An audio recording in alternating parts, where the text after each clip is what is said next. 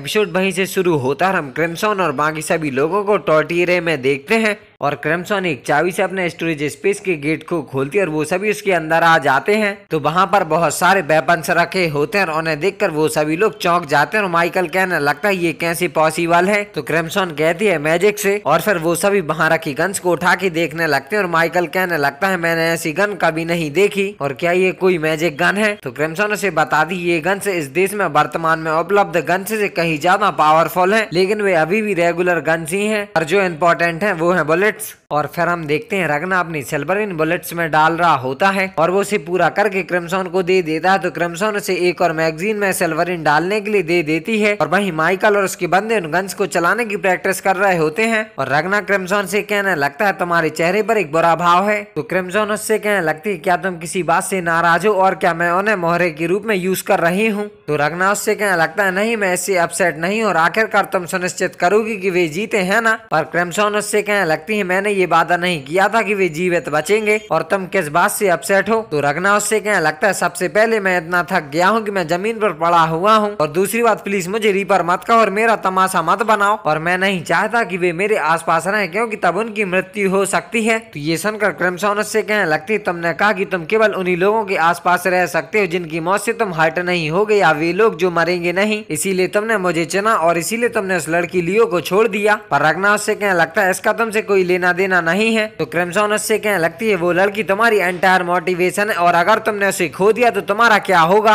और अब जब हम साथ काम कर रहे हैं तो लियो मेरे लिए भी बेहद इंपॉर्टेंट है और अगर तुम्हें कोई चिंता है तो इसे उगल दो। तो ये सुनकर रगना उससे कहने लगता है मैं जानता हूँ कि लियो को अपने करीब रखना उसकी सुरक्षा का सबसे अच्छा तरीका होगा और उसे मुझसे दूर रखने का मतलब ये नहीं है कि वो सुरक्षित रहेगी और मुझे डर लग रहा है कि अगर मैं अपनी आंखों के सामने लियो को फिर से खो दूं तो क्या होगा। और इसके विचार मात्र से मेरा दिल लगभग टूट गया और ये कह के वो रोने लगता है। तो ये सुनकर क्रिम्सन उसके सर पर हाथ रखती है और वो कहने लगती है मुझसे खुलकर बात करने के लिए धन्यवाद और अब मैं तुम्हें थोड़ी बेहतर ढंग से समझती हूँ और इससे मुझे खुशी होती है। तो ये सुनकर रगना चौंक जाता है और क्रिम्सन उससे कहने लगते हैं मैं तुम्हें क्रिम्सन की कुछ एडवाइस दूंगी कि लियो को बंदी बना लो और मुझे अपना स्टोरेज स्पेस मिल गया है तो मैं एक तुम्हारे लिए खोल दूंगी तो उसे वहीं बंद कर दो और दबा दे के उसे बेहोशी की हालत में डाल दो ताकि वो स्ट्रगल ना करे और जब तक हम सभी ड्रैगन्स का सफाया नहीं कर देते वो एक सुरक्षित स्थान पर सोएगी और जब वो सोए तो तुम उसकी देखभाल कर सकते हो और तुम्हें ऐसा करना अच्छा लगता है ना। और मैं उसे तुरंत किडनैप कर लूंगी। तो ये सब कुछ सुनकर रगना उसे एक मुक्का मारता है पर क्रिम्सन हंसने लगती है और वो कहने लगती है तुम्हारी मसल्स का दर्द अपने पीक पर है और वो कमजोर मुक्का काम नहीं करेगा और ये कह के वो रगना को पैर से मारने लगती है और वो कहने लगती है मैंने तुम्हें दयालुता पूर्वक ज्ञान के ऐसे वंडरफुल वर्ड्स दिए हैं लेकिन तुम नहीं सुनोगे तो तुम्हारी प्रॉब्लम क्या है मुझे बताओ। तो रगना उससे कहने लगता है मेरी प्रॉब्लम ये है कि तुम सचमुच एक गधी हो।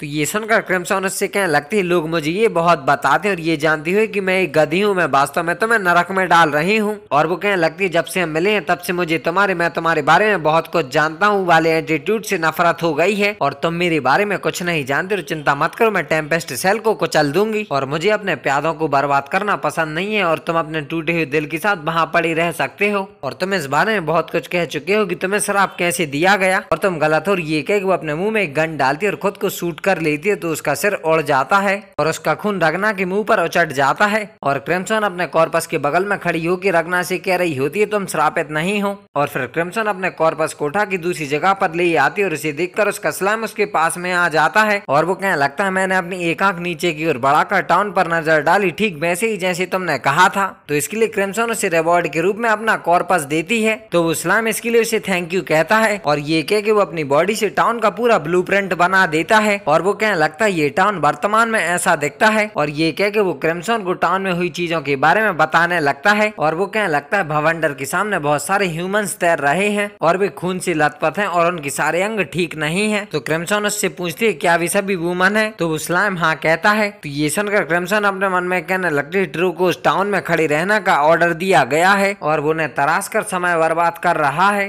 लेकिन कम से कम जब तक वो अपना मनोरंजन कर रहा है वो इस तरह नहीं आएगा और मैं चाहती चाहती हूँ कि वे वुमन लंबे समय तक वहीं रुके और मैं रगना और ड्रैगन हंटर्स को इसके बारे में नहीं बता सकती और टाउन में कोई जिंदा नहीं बचा है, उन्हें बस इतना ही जानने की जरूरत है। और वो उस ब्लूप्रिंट को देख के कहने लगती है मैंने टेम्पेस्ट सेल का शिकार करने का प्लान तैयार किया है। और फिर हम देखते हैं क्रिम्सन उन सभी लोगों से कह रही होती है आज का दिन इतिहास में दर्ज हो जाएगा और आज का दिन उस दिन के रूप में याद किया जाएगा जब इस देश में असली ड्रैगन हंटिंग का जन्म हुआ था और टेम्पेस्ट सेल को नीचे लाओ और इसे धूप में जला दो। तो ये सुनकर वो सारे लोग चिल्लाने लगते हैं और चीयर करने लगते हैं। और फिर हम देखते हैं क्रिम्सन उन सभी लोगों के साथ ट्रक लेके उसी टोर्नेडो की तरफ जा रहे होते हैं और उन्हें देख के दिशा कहने लगता है हवा भी सब कामनाएं भेजती है लेकिन दुर्भाग्य से लगभग सुबह हो चुकी है, तो मुझे माफ करना लेकिन तुम्हें देर रात वापस आना होगा। पर तभी क्रिम्सन ट्रक पे चढ़ के स्पीकर से कहने लगती है हम ड्रैगन हंटर्स हैं और ज्यादा क्रूरतापूर्ण काम करने वाले एक वाइल्ड ड्रैगन का शिकार करने के लिए ये एक उत्तम सुबह है। और जब मैं कहती हूँ वाइल्ड ड्रैगन तो मैं तुम्हारे बारे में बात कर रही हूँ और हमें तुम पर दया आती है इसीलिए हम तुम्हारे साथ खेलेंगे। तो ये सब सुनकर दिशस कहने लगता है हमारी ब्लड लाइन के प्रति तुम्हारा अपमान माफ नहीं किया जा सकता और हमारी ब्लड लाइन का लीडर जो गॉड की आवाज सुनता है और ह्यूमंस जैसे लोगों ने उन्हें तुच्छ समझने का साहस किया। और ये कह के वो बार बार कहने लगता है सिर घूमेंगे और हवा खुद ही इसे निर्धारित करती है। और क्रिम्सन सभी लोगों से कहने लगती है सुबह का सूरज उग रहा है, लड़ाई शुरू होगी। और ये एपिसोड यहीं पर खत्म हो जाता है। आई होप आप सभी को वीडियो पसंद आई होगी, तो मैं मिलता हूँ किसी अगले एपिसोड के साथ बहुत जल्द। तब तक के लिए